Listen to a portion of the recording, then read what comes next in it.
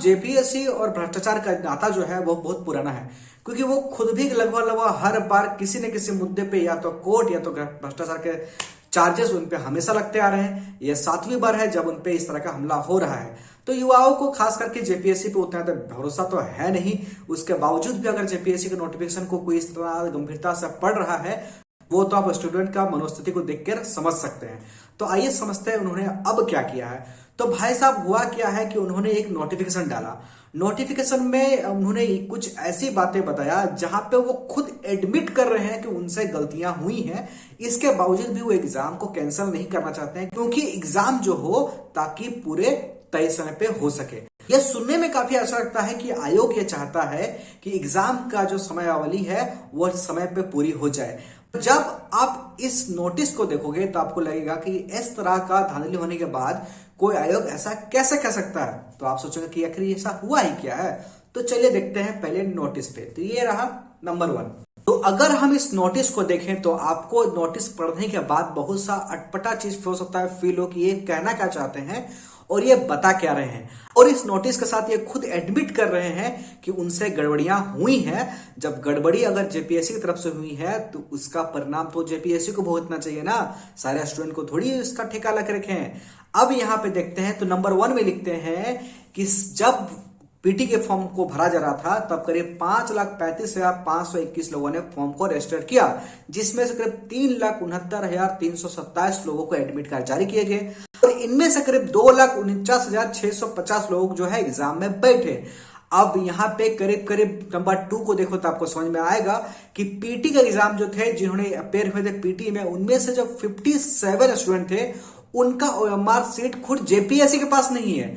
अब अगर जेपीएससी के पास उनका ओएमआर सीट था ही नहीं तो उनका रिजल्ट कैसे बन गया, सबसे बड़ा सवाल तो ये उठता है। दूसरी बात ये है, और जबकि जेपीएससी खुद ये बात मान रही है कि इन 57 बच्चे, जिस बच्चे को ओएमआर सीट नहीं मिले वो क्लास में अटेंडेंस में उनका सिग्नेचर है, वो क्लास में अटेंडेंस था उनका, पर उनका ओएमआर सीट उनके पास नहीं है। ये तो अपने आप में ही बहुत सवालिया निशान वाली बात बहुत बताते हैं वो। उसके बाद वो कहते हैं कि उनमें से यानी कि 57 में से 49 को पास कर दिया गया, बाकी बचे 8 को क्वालिफाई नहीं किया due to other technical ground के आधार पे।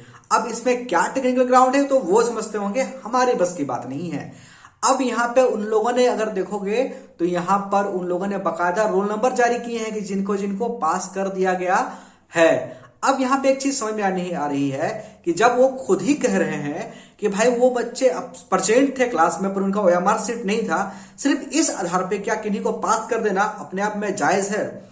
अब जायज है या नहीं है ये बात अपने आप में बहुत बड़ा सवाल हो सकती है, पर इससे बड़ा सवाल तो ये उठता है कि 7वां जेपीएससी होने के बाद भी लगातार जब से जेपीएससी हो रहा है, जब से जेपीएससी हो रही है तब से करप्शन और जेपीएससी का चोली दामन का साथ है।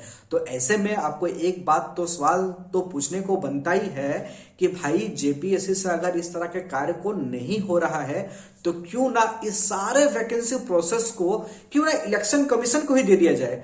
वो पूरे का पूरे स्टेट और सेंटर का इलेक्शन इतने ज्यादा पॉपुलेशन, इतना ज्यादा क्राउड के बाद भी टाइम पे रिजल्ट दे देती है। हमारे यहाँ के आयोग एक एग्जाम कंडक्ट कराने के बाद एक फेयर रिजल्ट तक डिक्लेयर नहीं कर पाती है।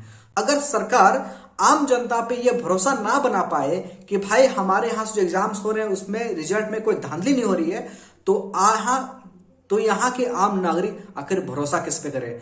तब तो फिर लोग सड़कें पे उतरेंगे। तो ये था पूरा नोटिस, जिस नोटिस को लेकर के मुझे खुद लगा अजीब कि भाई ये क्या, ये कुछ भी बोले जा रहे हैं। आपको भी ज्यादा कुछ करना हो या ना हो, अगर आप कुछ कर पाते हो या नहीं कर पाते हो, कम से कम उनको अलग अलग कैंपेन में सपोर्ट करो, चाहे वो फाइनेंशियली सपोर्ट करना हो, चाहे उनके बात को आगे बढ़ाना हो सोशल मीडिया पे, ताकि गवर्नमेंट पे थोड़ा बहुत प्रेशर बन सके और वो ये बात बताएं कि भाई आप एक वैकेंसी तक कंडक्ट अच्छे से क्यों नहीं करा पा रहे हो। और अगर आपके पास जेपीएससी से रिलेटेड कुछ जानकारी है जो आप चाहते हैं कि हमारे दर्शकों के साथ साझा करें, तो हमारे सोशल मीडिया पे फॉलो करके हमें वो भेज सकते हैं। हम कोशिश करेंगे ऑथेंटिक चेक करने के बाद कि ये कितना सही है कितना गलत है, हम लोगों के साथ शेयर करेंगे और देखेंगे कि भाई आगे क्या हो सकता है और जेपीएससी और स्टूडेंट यूनियन के बीच क्या क्या मसला अभी रहा है।